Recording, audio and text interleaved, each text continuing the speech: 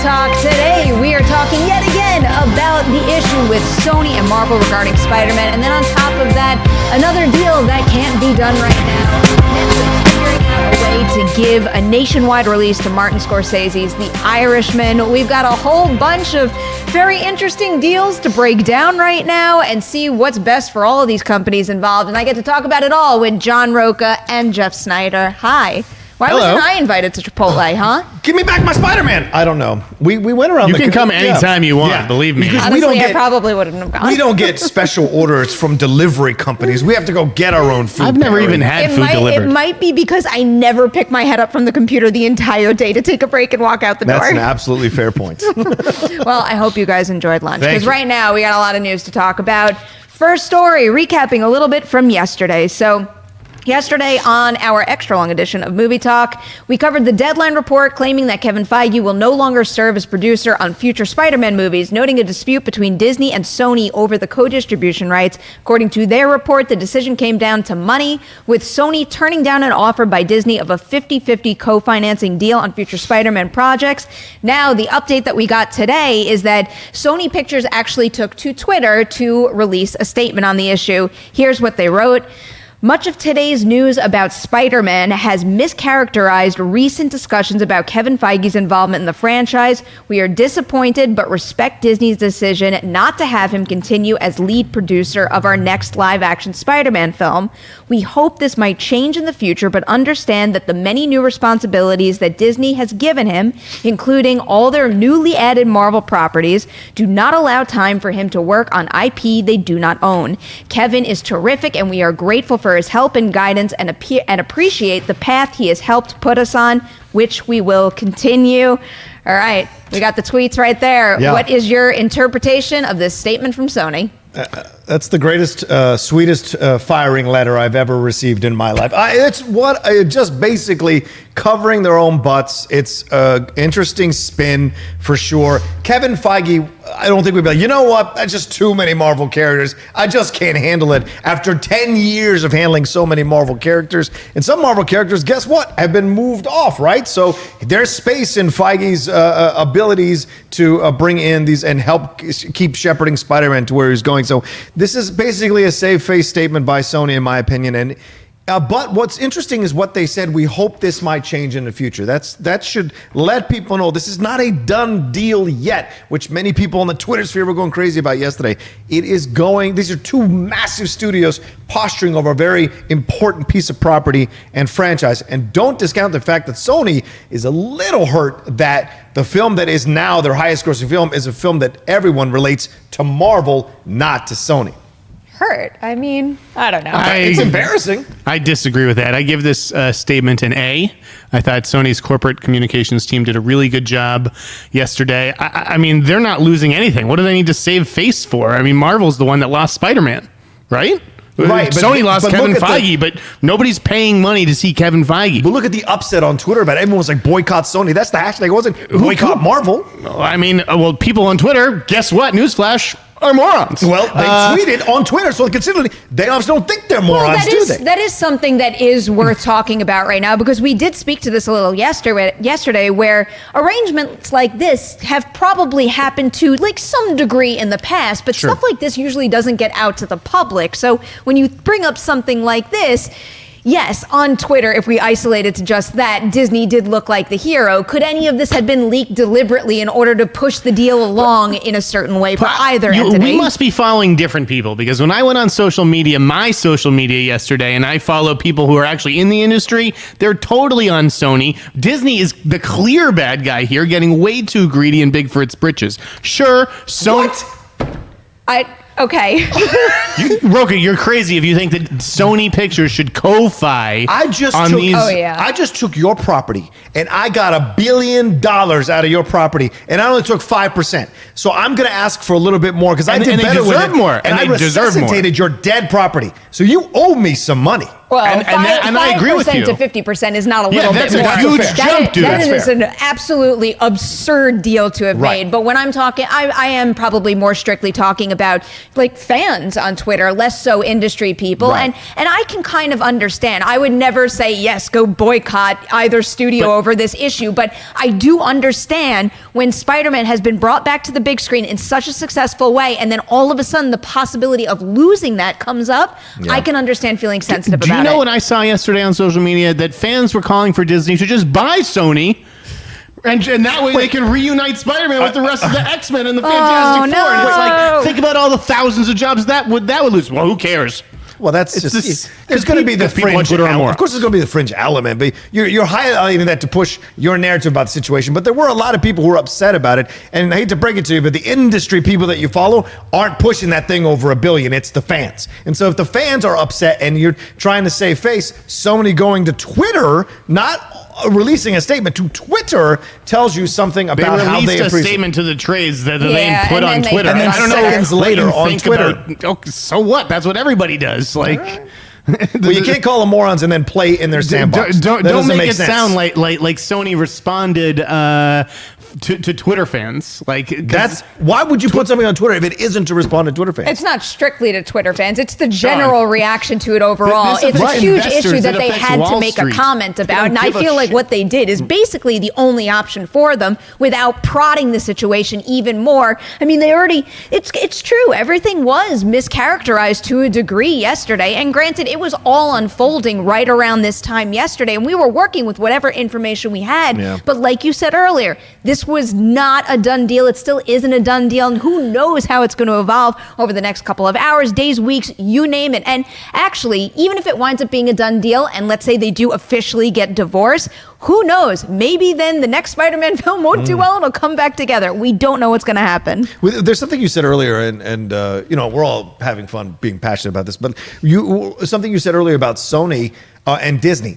Did Disney leak this or release? I think Disney absolutely, look, no one plays harder than the mouse. And so them releasing this thing in a certain way, look at the reaction they got from a majority of the fans on social media. That was on purpose. They don't want to be seen as the bad guy here. And so they release it this way to make it look like Sony's the bad guy, to give them more, what do you call it? More cachet in negotiations, more leverage. It's just like the big brother who hits the little brother, Yeah, right? kinda. And then the little brother hits him back, and the big brother's like, he just hit me. Because it's like Disney is the bully here, and Sony called them out on it. They used the B word.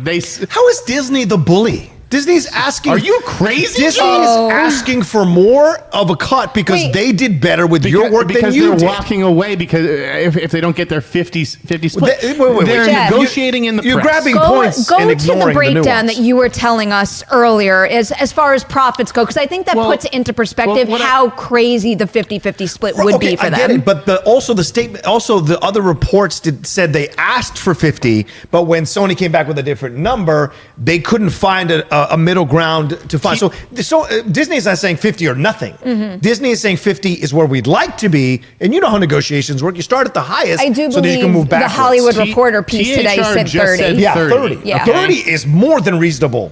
If I bring your thing back to life, that 30 is more than reasonable. I don't think it will be as high as 30. I think that it will be 20 or 25. I think that first of all, I think that they are going to work this out. Yeah, I I think that they're agree. negotiating in the press. Yes. I think that they will come up to 20 or 25. So it'll be an 80-20 split or a 75-25 split, and you will see Disney Plus get the streaming rights to those Spider-Man movies. Mm-hmm. So those Spider-Man movies will go to Disney Plus after theatrical. that's fair. Okay, so I think that'll be a little bit of a sweetener because Sony is not really in, like they have Crackle, but they're not really in the streaming wars the way any of the other studios are. Right.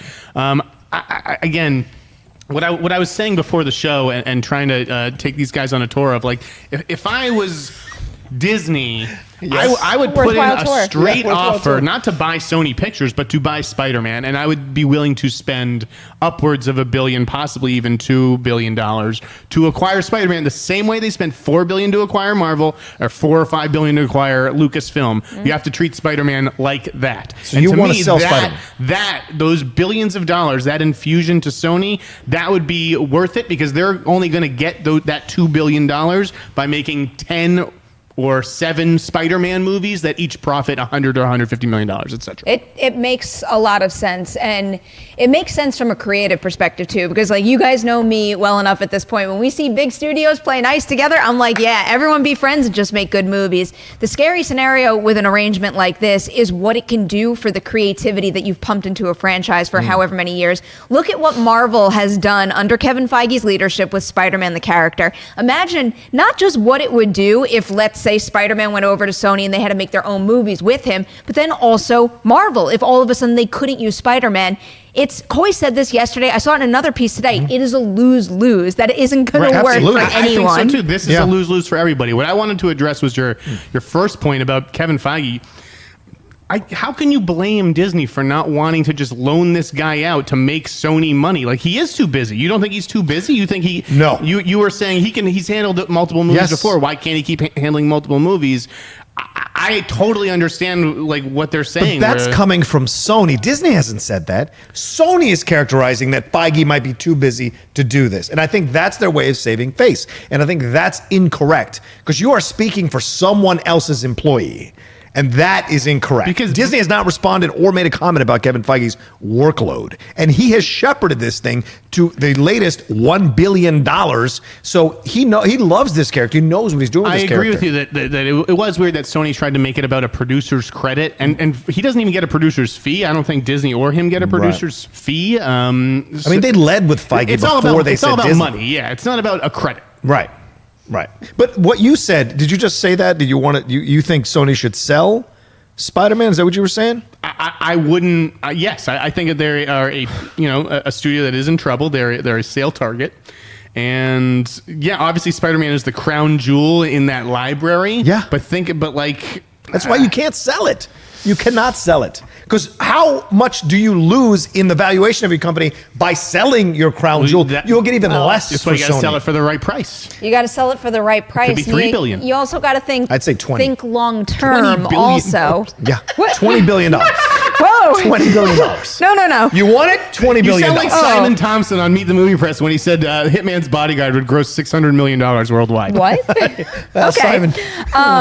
Simon can drink. I'm caught in the middle on whether or not it's a good idea because again, Sony is one of those companies right now that we talk about being acquired by another one elsewhere. And after the success of something like Into the Spider-Verse, it pains me a little to say yes, they should sell this brand elsewhere because then that closes the door on something great that they started with that. But I don't know. I just keep thinking back to Sony's track record with Spider-Man without Kevin Feige, and it's like, imagine a scenario where this deal doesn't work out. They keep Spider-Man for themselves. Then the movies tank and we wind up in a very similar position that we had with the end of the first Spider-Man run and then also Amazing Spider-Man. It goes back to what I was saying before about a lose-lose. Then look at, we're in a worse position than we were before. So if, let's say, they sell Spider-Man to Marvel, they could use that money for whatever else they want to develop over there. And then it also keeps the story of Spider-Man, it keeps it safe. It basically takes out that risk that I mentioned before about what if they figure this out now, but even a couple years down the line, the deal breaks down again, and we have another threat to put an abrupt halt on Tom Holland's Spider-Man in a film franchise. Look, I totally respect where you come from. It's a very sweet point of view to have that they should care about this character and hope it gets done right. But this is about money. And the last thing Sony is going to do is sell this. The point went hand in hand. Well, but I'm saying to you, the property will be taken care of. We know they'll be taken care of with Marvel. It'll be taken care of. Sony didn't do shitty with this Spider-Man stuff. The first Spider-Man Sam Raimi did well. The second was considered one of the top 5, top 10 Spider-Man comic movies. Also, Amazing Spider-Man 1 made $750 million worldwide. The second one was terrible, and the third one was bad in that Raimi run. But that doesn't discount the 3 successes they had. Marvel hasn't even had 3 successes with Spider-Man. When you guys are talking about track records are irrelevant because companies don't make movies. People make movies. Right. Tom Rothman had nothing to do with the Sam Raimi movies. And I don't think he had anything to do with the Amazing Spider-Man movies either. Right. That kind of speaks to my point. I think that Spider-Man, as a film franchise, both from a creative standpoint and from a financial standpoint, has proven to be more successful under Kevin Feige's guidance. I think it is a safer bet over there than if it stayed at Sony without him. But that is also hypothetically assuming that the deal just doesn't happen at all. I'm trying to understand your point about it being more financially successful under Feige. They've only done 2 movies. Yeah, there's nothing to compare it to. Cumulative. I'm just saying that Sony's done better cumulative financially. It's a bigger risk, I think, for Sony. It's a big, whereas they could get the money right now. They could get the money that Jeff was referencing right now, put that in the bank and use it to develop whatever they want to develop in order to keep themselves afloat.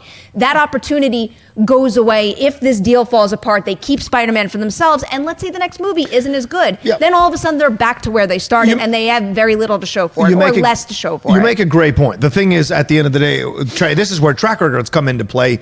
If they sell it and get that money, what's Sony's track record of using that money effectively to get I can't to speak get profit? to that either. Exactly. I can't speak too positively recently, at least, to that either. One last thing. Obviously, I know you're dictating the topics here, Perry, but one thing I want to bring up is, what does Tom Holland do here? Dorian was mentioning before we started the show how we retweeted a 10-second a video of an interview that Tom Holland did, and he said, "If I would love to be in a Venom movie, but I don't want it to cost me my ticket to the MCU universe." And he was like really earnest and honest about this. And this isn't like sports where like Anthony Davis can force a trade even though he's under contract for 2 more years. Actors rarely get to force their way out of contracts and franchises.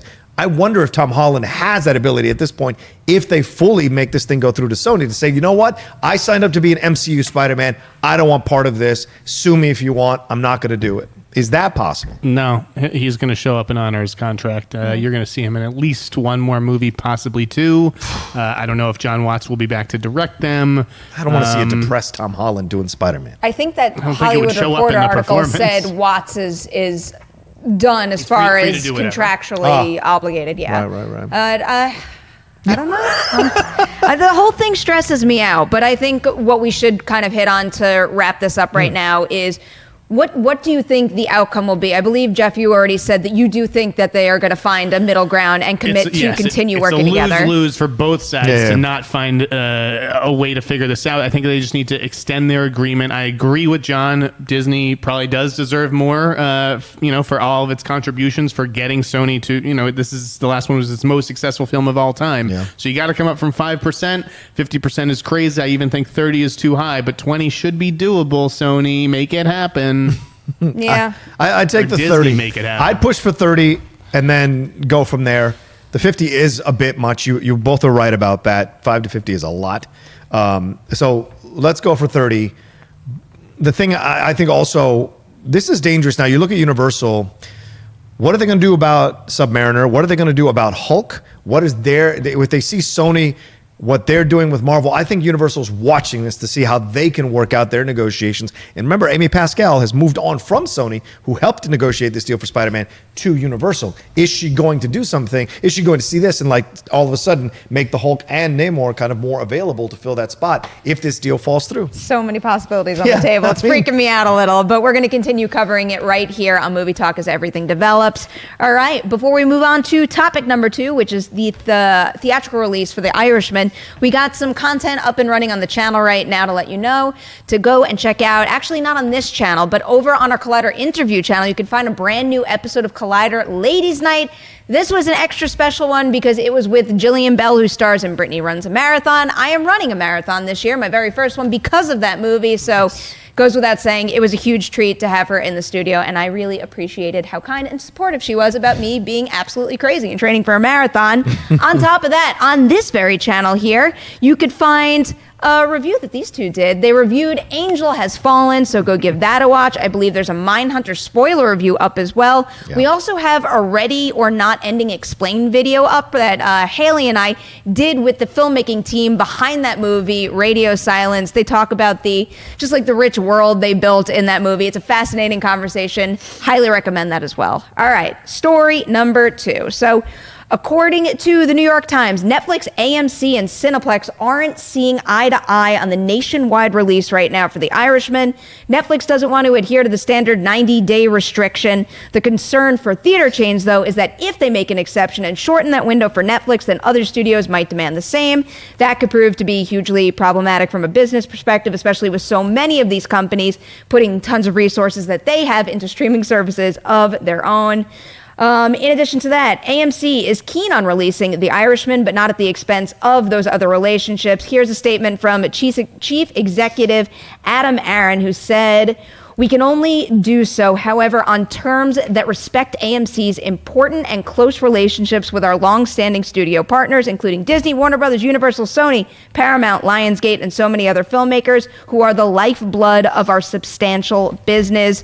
What do you guys think the outcome is going to be on this disagreement right now? Do you think they're going to work something out and we're going to get The Irishman with a nationwide release? Yes, I do think that they'll work something out. I don't think that they have a choice. I think that Netflix has to service Martin Scorsese, who is one of their most important relationships. He expects his movie to be made for theaters. He made it for theaters, or with the idea that this would be getting some kind of theatrical release.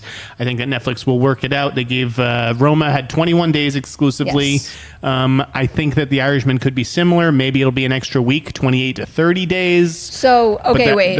That's you it. said Netflix will have to service Scorsese on this. So do you also think that means that Netflix is going to have to service the theater chains for this and come closer to the 90-day window? Because I was looking at this and thinking it's going to be significantly higher than Roma. I think it'd be even 45 days. Half of that 90 window is too much, I think, for Netflix. A month and a half to wait. I think 3 to 4 weeks is where they will ultimately land. I think that the theaters are just going to have to start dealing with the idea that the windows are collapsing, and Netflix isn't the only one. Because everybody's launching streaming services, Warner Media, etc. And every now and then they're going to be in business with an auteur, a big director like Scorsese, and that filmmaker is going to be like, well, can we get a theatrical release? That's why I think that the theater chains have to stand their ground right now. If they cave on this first nationwide release, because with Roma it was something different. It wasn't an extensive release. It was a smaller release, and that's why I think they were okay with the 21 window. Whereas this one, we're not even just talking about ticking the box so that they could get a consideration for Oscars this fall. This could be a pretty profitable release come the fall season with Scorsese and the type of movie it is and all the people that he has put together right now. It just feels like if there is any opportunity left for theater chains to stand their ground and try to preserve that kind of release structure, it's now.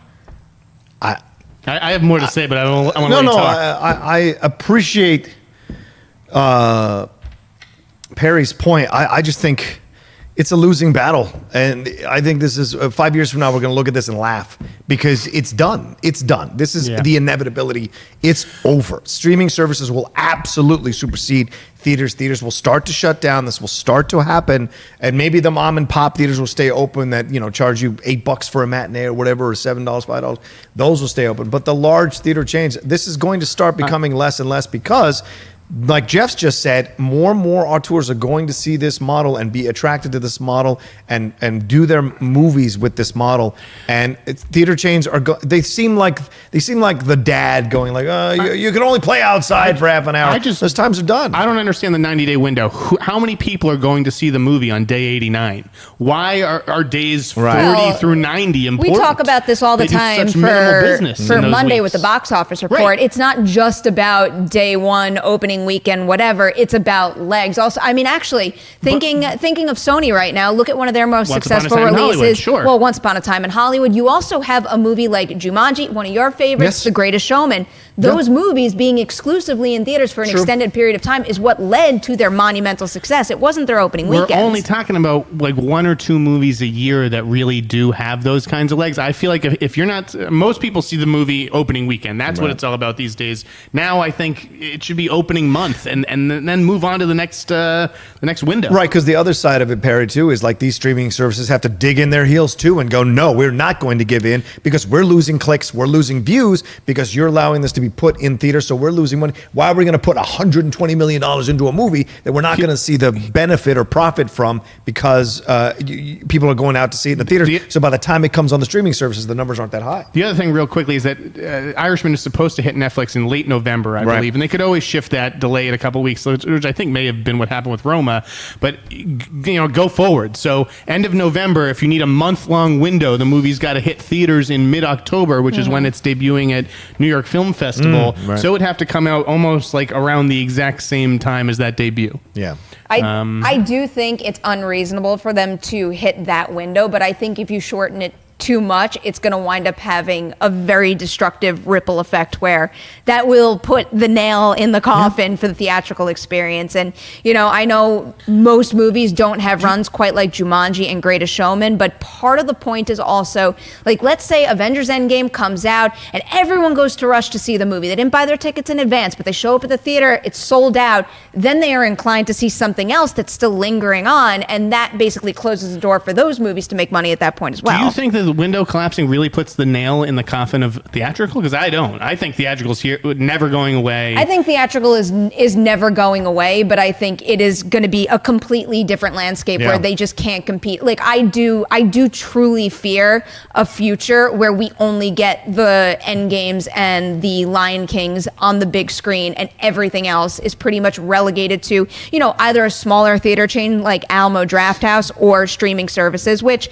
I'm glad there's companies like Alamo still out there promoting those kinds of movies. But I mean, this sounds silly and childish, but it's not fair. It pisses me off that mid-range and low-budget movies can't be on the multiplex screens along with all the Disney fare. Forget multiplex. I mean, how many shows do we have here at Collider that are dedicated to talking about those smaller films? That's sort of, it all goes hand in hand. I've fought for the opposite for many, many years now. Yeah, but as much as, hey, and I'm not knocking, let's say, the Star Wars and the Endgames and everything. I thoroughly enjoy all those properties, and I am thrilled when I enjoy one of those movies and they make a crazy amount at the box office, especially when they deserve it, like, let's say, an Avengers Endgame. Right. It's just, I don't want that at the expense of everything else. But you got to look at the numbers. Everything comes down to the numbers, including the show you're just talking about now. What are the numbers? What would be the numbers? Right. Is it viable to do this show? Is it viable to put that movie in the theater when only 6 people are in the theater for a showing at 1 o'clock in the afternoon? And that's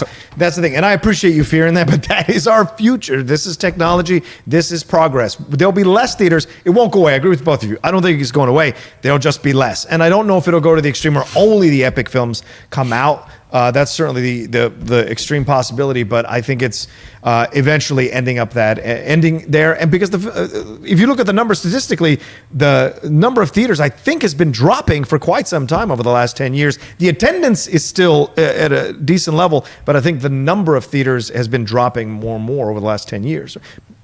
Well, now that we ended it on a bummer of a note, I got to turn it around with 2 live chat questions. Let's get this one from KC Supersonic 1 first. In honor of Angel Has Fallen, what are your favorite guilty pleasure sequels? I'm a fan of Halloween 3, Season of the Witch. That one's for Perry.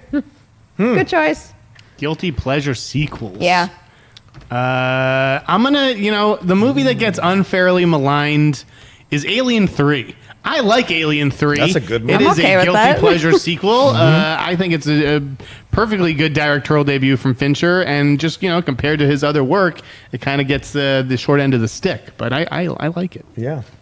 Transformers 3, 4. Of course. I should have predicted that was going to be your answer. I don't know. It's tough. What other guilty pleasure? Mighty Ducks 3. Okay. I know it's Fair. not the best movie. Fair. It's not as good as the first 2, but I love it, and I'll never turn that movie off. I'm of the guilty pleasure variety with the initial ones. I don't know if there are many sequels that I go back to revisit that I enjoy as much as the original. But I'll say this. Well, we don't want to tease what the Angel Has Fallen. Watch that review and see what we thought. Okay. Yeah. I feel like this is an obvious answer for me too, but I have to bring it up also because we just had a Final Destination star in the studio yesterday, and that really excites me. But that basically every single movie in that series except for number 4. And it's also because I actually think those movies are very well done. Yes, they're inventive. But I do think because it's, one of those early 2000s slasher type franchises, it gets a little bit of a bad reputation. But I think it deserves a lot more respect than it gets. What about the Screams? Are those guilty pleasure movies? Scream. The I sequels? don't feel guilty.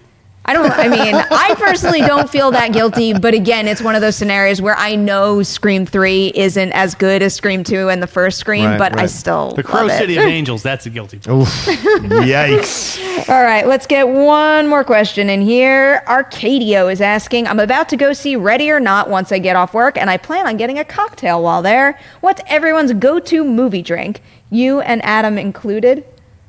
Was that your note, or did that come from the question? Like that, Adam?